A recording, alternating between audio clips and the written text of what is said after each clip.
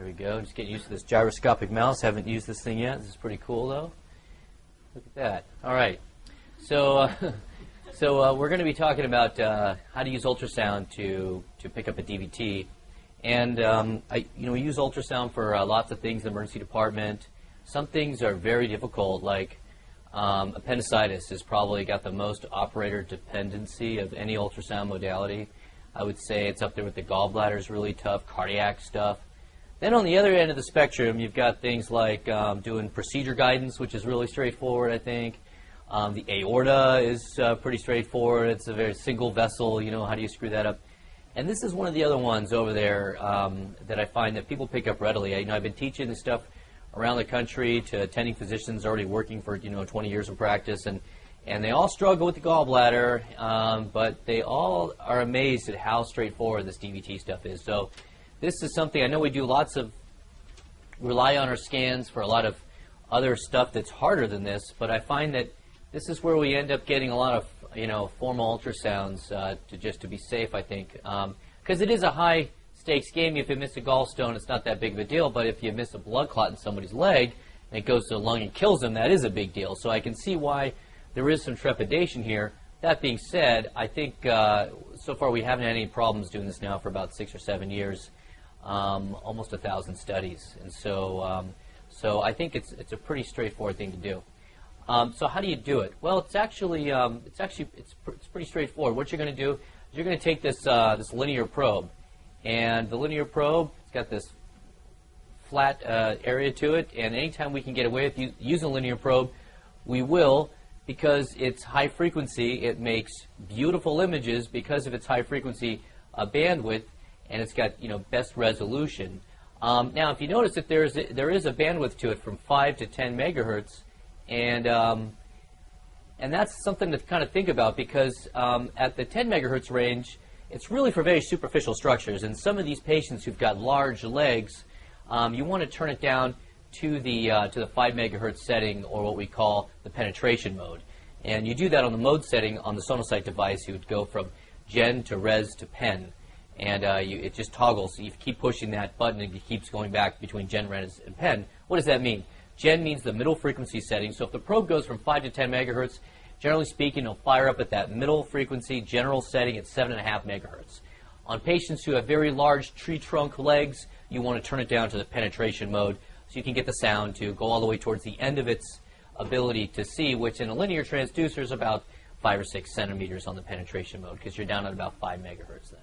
Okay, so we had a patient the other day who was really challenging to see enormous legs that I had over in ED3, and we went to the penetration mode, and we actually got some decent images of her femoral system. The popliteal system was a loss. So in those extreme edges of body habitus, I think it's reasonable definitely to send those patients downstairs to radiology. Now, ultrasound really is the initial screening modality in symptomatic patients. So to think that you can go bed to bed to bed, in patients who are just at risk for DVT like they are in the ICU, but not necessarily with symptoms, the same test characteristics don't necessarily hold up. So it's really great in the symptomatic patient. There's about 500,000 screening exams every year. We know that ultrasound is accurate. It's 95% sensitive, 98% specific in those symptomatic patients. And when you withhold anticoagulation in those patients, it's been shown to be safe. Now, the problem is that in their own literature, radiology has been whining about the overuse of the emergency department or of radiology, because the majority of these scans, they're screening ultrasounds, and the majority of them are actually negative. And so, taking the patient down to the radiology department, finding a technician, interpretation, to do this 24 hours a day, not available across the country, definitely. I mean, we could do it here at UCI, but we're definitely the exception and not the rule. Most places around the country, because this is so burdensome on the departments of radiology, and I use that term because I found it in their own literature, in a journal that they had published this, they used that term that the ER is burdensome on them. I loved it. I jumped right on that and throw it in my lectures whenever I can. Basically, for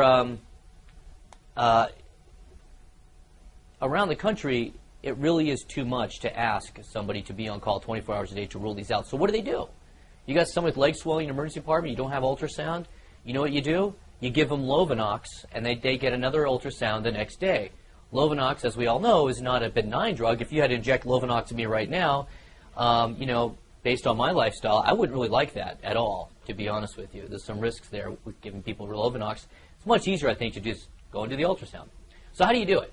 Well, just keep in mind, this is some anatomy over here. We've got the femoral area around this area here, and this is the inguinal ligament, and we can see right at that inguinal ligament there, that's where the abdomen turns into the leg. And we can see these vessels that emerge along the leg there, the femoral artery and the femoral vein.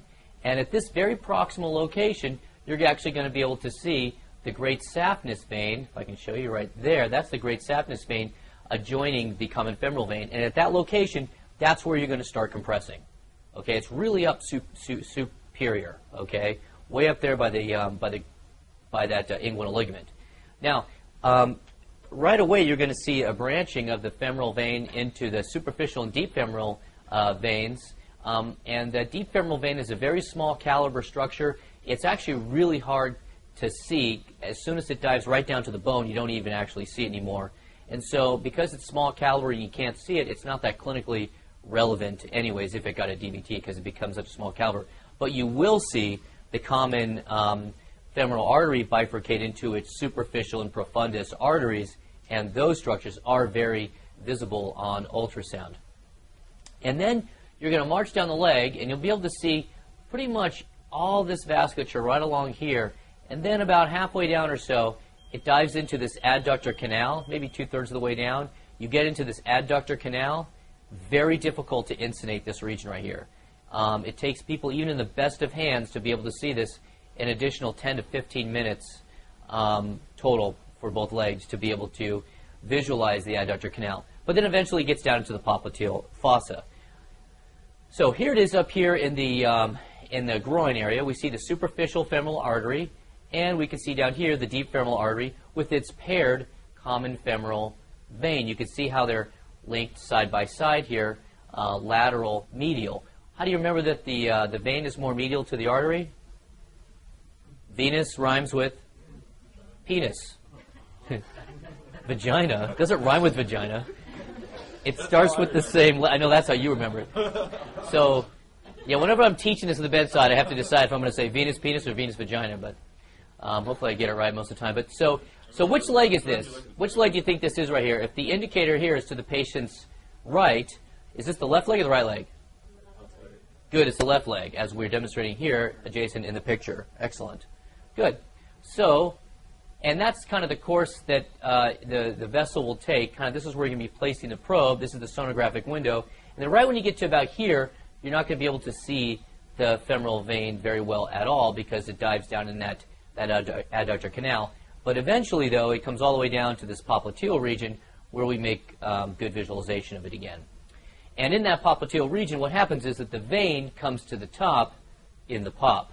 Because now we're looking, oops, wait a minute, hold on, go back. Now we're looking we're looking behind the knee. So this is the skin line back here. This is actually posterior, right? Because we're looking behind the knee. The skin line's now posterior. And the first anechoic structure that we see in a transverse plane is going to be our popliteal vein. And the deeper, closer to the bone, will be the popliteal artery. And what happens is eventually that popliteal vein will sort of bifurcate and then ultimately trifurcate and quadrifurcate on you, if that's a word. And that's kind of where you're looking. You're looking up here in the superior aspect of the popliteal fossa down until you see, usually you see it bifurcate right at the top of the calf in that area there. And that's this basically 5 centimeter area that you're trying to compress. That's where you're looking. Now notice here, what I'm doing here is I've got the knee flexed and I've got the patient's hip externally rotated and the knee flexed. That's the ideal position to put these legs in when you do these popliteal compression techniques. You could take your scan hand is on the probe, and then your other hand I place on the knee. So I'm not doing it right here, but I should. I should have so I scan with my right hand in these cases, and I put my left hand over here on the patient's knee, and then I compress these two structures together. Now sometimes you're looking back in the popliteal fossa, and you just don't see what you're looking for. You don't see the popliteal vascular system, and probably because you're too lateral. You want to come more medial, more towards that biceps tendon, okay? and then you'll get to where that popliteal fossa, the popliteal vasculature is. It's kind of adjacent to that tendon area. And what I do then is I just start punching stuff. I start compressing. As I'm compressing, what's happening is I'm starting to see blood vessels open up and close. So it's really an active technique. If you just put the probe on there and stand there and stare at it, you may totally be in the wrong place. Number one. And number two, if you don't start compressing stuff, you may not be able to tell the difference between, you know, like some of the muscle bellies and nervous structures and vascular structures. It's hard to tell. But once you start moving the probe around, then the images start to jump off the screen at you. So this is what it looks like. This is a still image protocol, just to show you what we're looking at here. This is, what do you think SV stands for? Good, saphenous vein. This is the location right where it dumps into the common femoral vein, and it's just adjacent to the common femoral artery. So venous penis, which leg is this? Right leg, correct. This is without compression, and then down here, this is with compression. Notice this large muscle belly now has come up and basically occluded the two venous structures, and we see the common femoral artery not getting occluded. So this is very proximal, because I see the saph coming in right there. Very proximal. That's the first spot that I would start my compression technique. And according to the ACEP criteria, you're going to walk 5 centimeters distally from this location. And if you do so, you're done. You move on to the popliteal system. We'll come back to that. I just wanted to give you that little preamble. Now, full compression. This is what it looks like in that femoral area. We're looking here. There's no clot. You see this? This thing is easily compressible. Here's the two paired arteries right here. And again, we're at that right leg. Somebody was nice and labeled it for us. And we have nice full compression. You know you're pushing too hard if the artery starts to wink back at you, because it's pulsating. So just enough pressure to get the veins to collapse. Good. Now we're going to move on to what it looks like when we have a clot. You can see now this structure here is not compressible. As the clip restarts, we can see over here, we can see the femoral arterial system. We push hard enough, eventually they kind of wink back at us, and then here's our clot. Now here's something to think about. Once you identify that somebody does have a clot in their groin, this clip is just kind of looping itself. But I don't do a lot of teaching at this moment. This is when I stop compressing and I say, okay, this patient's got a clot in their leg. At this point, I need to treat it. And any more perturbation here, it could dislodge the clot. Okay, so this is a situation where once I see a blood clot here, I mean, you could tell this thing is not compressing. It's very obviously a clot. And this is where I want to start thinking about giving anticoagulants and not getting formal radiology ultrasounds, because that's only going to potentially dislodge this clot. I remember a patient, an older man, who was having pain in his legs, and the family was using a massager because he was having pain, and all of a sudden he got very short of breath and had thrown the clot to his lunch. Interesting case. Yeah, the massager and the leg pain, massager dislodging the clot, patient gets pulmonary embolism. What's that thing Landorf always says? The no good deed gone unpunished or something? I forgot how he says it, but that's the kind of the thing. Here, let's massage your groin for you. Next thing you know, you can't breathe. Hey-yo. Now we're in the pop. Are we certified to formally read these? And are we credentialed as a faculty group to read these? Everybody, I believe, is credentialed except for 2 of the attendings. Everybody else is credentialed to interpret these. The 2 that are not, I'm more than happy to meet with them and get them up to speed on this and get them credentialed. But the other 10 of us are. So the answer to your question is yes. The answer is Yes. yes. Okay, now we're in the pop, and this is what a normal looks like. This is the popliteal artery down here. Here's the popliteal vein seen up here. And again, if you're just standing there staring at it, it might not make sense. You've got to get in there and dig around and compress it, and then you'll start to see the structures winking back at you or not. If we move on to the to one that's a positive, now we can see here's that femoral artery. We're pushing kind of hard on it. It's pulsating, and this structure above it here, this is all the clot up here. So this whole structure here is I said femoral, I meant popliteal. This is all the popliteal vein up here. Remember, the vein comes to the top of the pop. Here's the popliteal vein, popliteal artery. This one's positive for DVT. Now, the traditional technique, as I alluded to, involves starting up there at the inguinal canal and then marching all the way through that, all the way down until basically you reach the bifurcation of the popliteal vein through that adductor canal, okay? And it also involves, sometimes the adductor canal is called the superficial femoral canal. It also involves using a color flow technique, okay? And the other thing to think about as we go through this and trying to decide how to do this is, do we need to compress every single continuous millimeter, or do we march every 1 centimeter? And the answer is, in symptomatic patients, since clots involve whole or multiple venous segments, you can go every 1 centimeter in the fem and the pop. You don't have to go every single millimeter when you're doing your compressions. But the question still though in your mind is, can I skip this safely and move to the fem and the pop technique without getting in trouble by missing a clot that's isolated here to that superficial femoral canal or adductor canal, okay?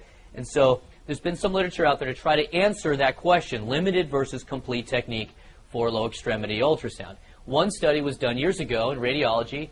They did a retrospective study with 146 cases, and they did find one patient who had an isolated superficial femoral vein clot. And then they did a prospective study involving only 56 patients, and they found that there was no evidence, no thrombus was missed by the limited exam.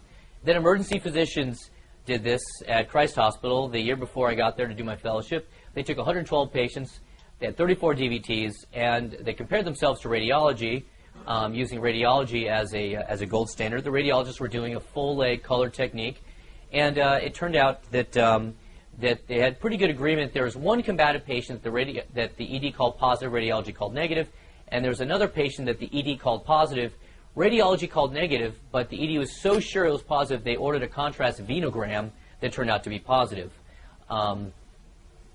So, although that did count against the statistics when they just looked at emergency ultrasound versus radiology ultrasound, unfortunately. But anyways, they were able to do these in about 3.5 minutes, and the technique, the Doppler technique of augmentation, was not helpful there with a DVT. And that's what all the literature shows, that the Doppler techniques, the color techniques, are unreliable when it comes to their test characteristics.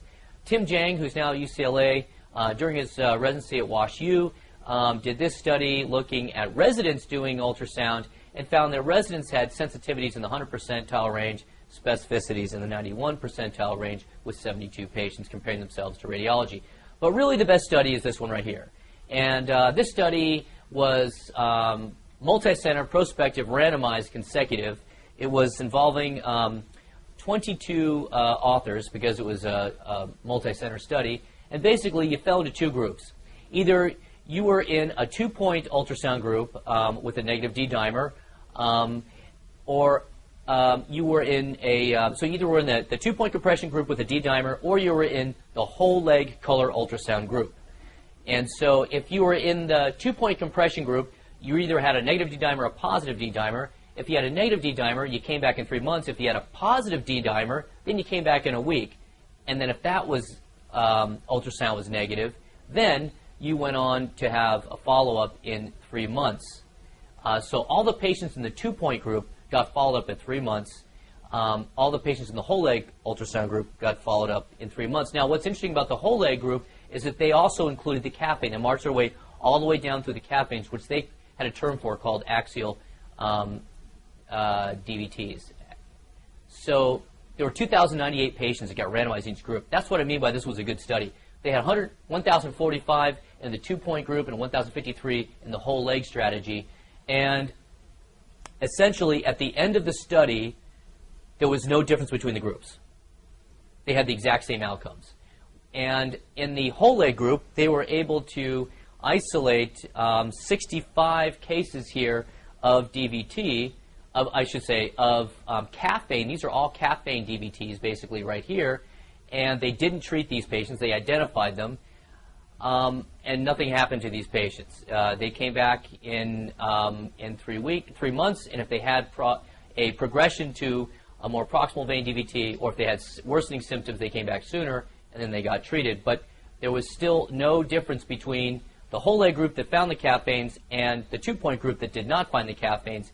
Either way, the patients all had the same outcomes, which is another piece. There's been a lot of it, but it's another piece of indirect evidence to suggest that we do not need to treat calf vein thromboses. So, what about Doppler. Doppler or duplex is a term that means the simultaneous ability to look at grayscale ultrasound as well as superimposing color over it, looking at the moving red blood cells, the Doppler shift in frequency of the moving red blood cells.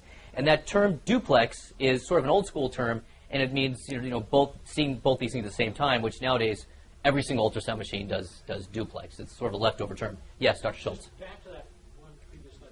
The study, did they look at what was their outcomes? PEs? No, just their outcome was DVT. Okay. Was DVT. So they weren't looking to see if there was, with the people with the clots in the calves, if they developed post-fluvitic syndrome or any other. They didn't look at any other morbidity factors for the captive phlebitic syndrome. No.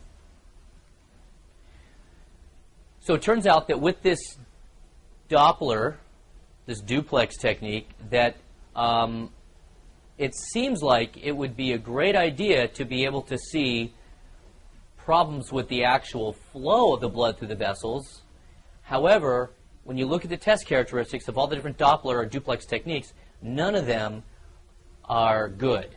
And they are just not accurate enough to rely upon to say one way or the other patient does or does not have a DVT, which is good for us novice sonographers who just want to rely on the grayscale techniques alone and not have to learn these fancy color techniques. That's kind of where I'm going with this. So if you look at any radiology textbook, you'll see that the color techniques have a lot of problems with their test characteristics, whereas the grayscale doesn't. So one of the techniques is augmentation. And we can see here they've got the probe up here in the femoral region, looking at the common femoral vein. And they've got the squeezing of the calf down here, okay? And as you squeeze the calf, here's that common femoral vein here. There's a filling defect, and this is a positive augmentation right now for a filling defect of the common femoral vein. Okay? So that seems pretty cool, like, hey, why can't we always do this?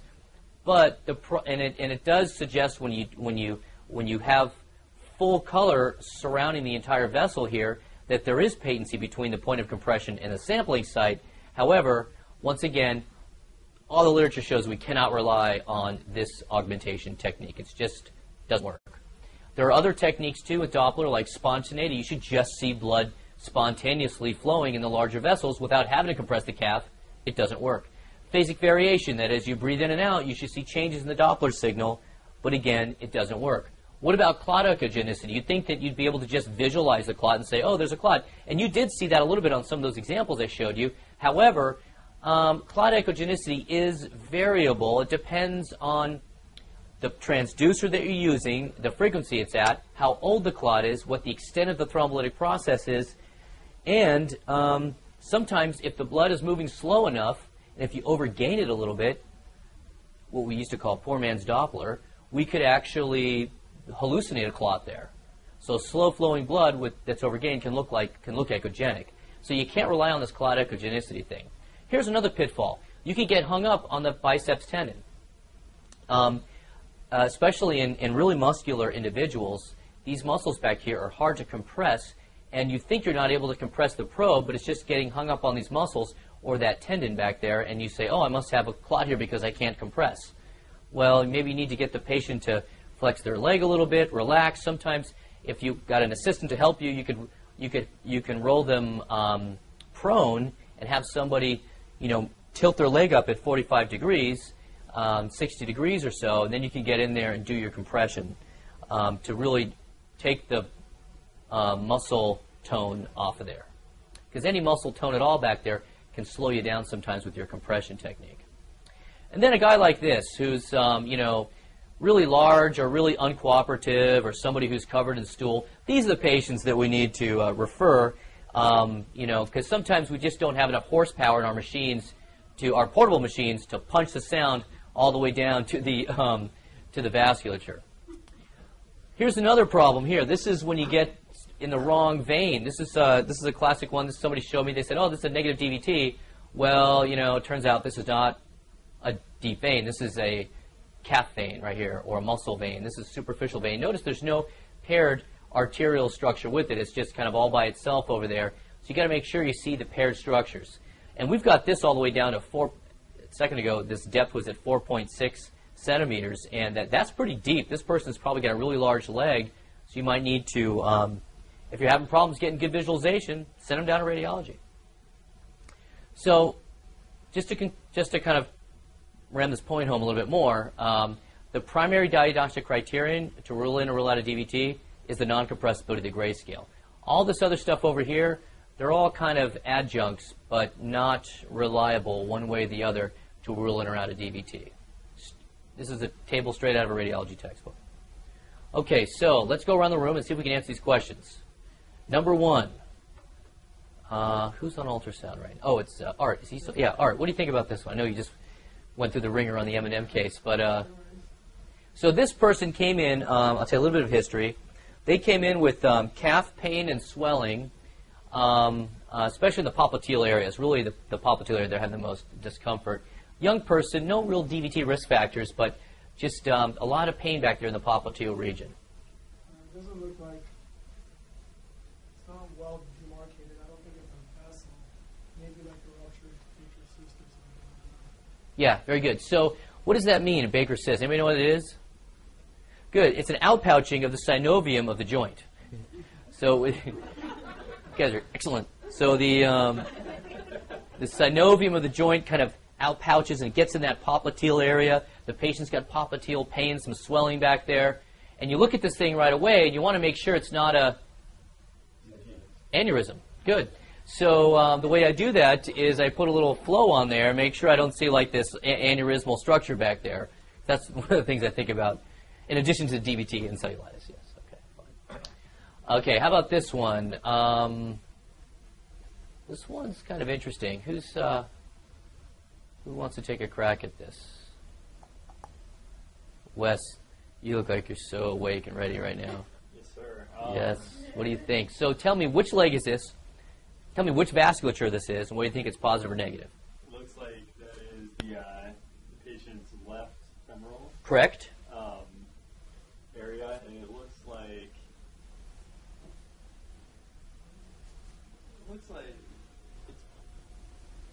it's not getting 100% compression there, and it looks like he's got like a little like sludging or something. Yeah, like this area right here. See how this is not compressed? This part down here compresses, but then this part right here does not compress. So technically speaking, I mean, this is a positive study. Okay, so it's a positive femoral vein there on the left. It's not fully obstructive, so it's a partially occlusive thrombus in the left femoral. It could absolutely be an old clot. Yep. If someone has real bad vascular disease, like peripheral vascular disease, does that throw off the study? Well, peripheral vascular disease is really on the arterial side of things, and so it doesn't throw off the study from the venous standpoint. You know, I mean, they're going to have a lot of, you know, stenosis and stuff, and narrowing of their arterial side with peripheral vascular disease, but the veins are still easily compressible. Would I treat this? That is a great question, and I'd have to get more history about the patient. And it turns out with this particular patient, we got some more history, and they were already on Coumadin, and their INR was therapeutic. And so in that case, I wouldn't have to answer your question. So if this patient came in and they were not being treated, and I saw this, I think, and I had no prior history of this being like a chronic DVT, to really say that if the patient has a history of DVT, to say that they have a new DVT, and this isn't a chronic DVT, there's only one way, and that's an integral ultrasound that shows full resolution of the prior DVT. And people say you got to be on Coumadin for at least 6 months for that to happen, or you need to have thrombolectomy. It's confusing. If this patient was never on any anticoagulants and I saw this, I would treat this. My issue is when these people come in like with histories of DVTs in the past, 2 or 3 years ago was treated for 3 or 4 months, resolved, now comes in, says my leg is swollen, and you get this. Yeah. And so it's like, what do you do with that? It's a great question. Clinical conundrum for sure, because to put them back on the anticoagulants, I mean, the anticoagulants have gigantic risks with them, and I really hate to. It's not, you know, just like putting someone on aspirin, but really, you know, anticoagulating them to treat this, and that's a real lifestyle killer right there. So, yeah, I think this would be likely in consultation with somebody, but most likely I would treat that. All right, Dina. What do you think? Hello.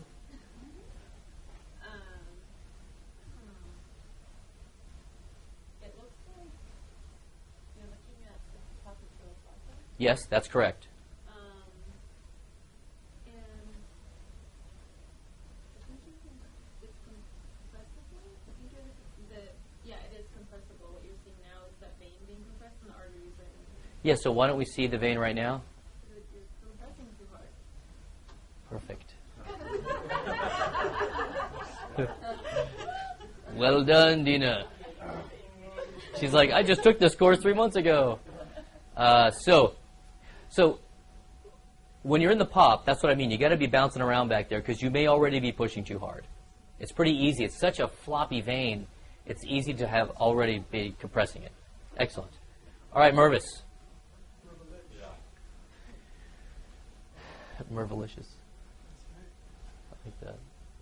Looks like the femoral region, Correct. right femoral, Right, Fem? and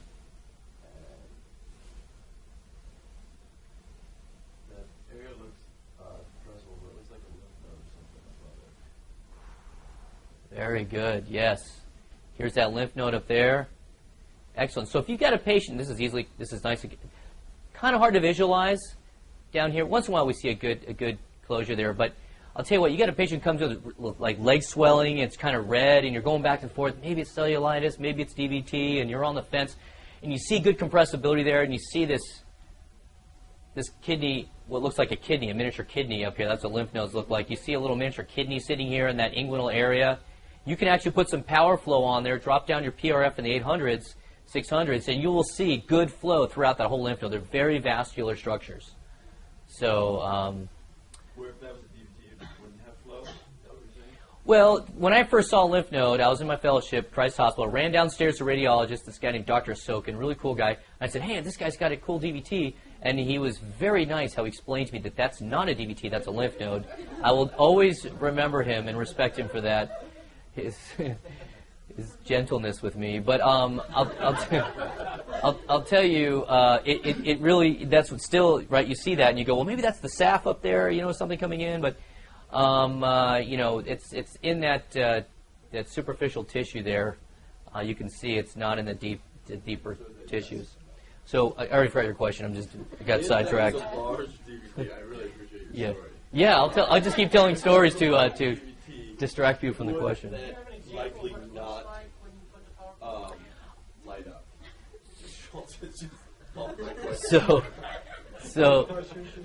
So your question is, what would it look like if you put flow on it? It would light up. It would be hypercoic. If that was a DVT and you put flow on it and there was flow going to it, does that say this is not a DVT? If there is flow going to it? If I see flow going down here or up here? Up there.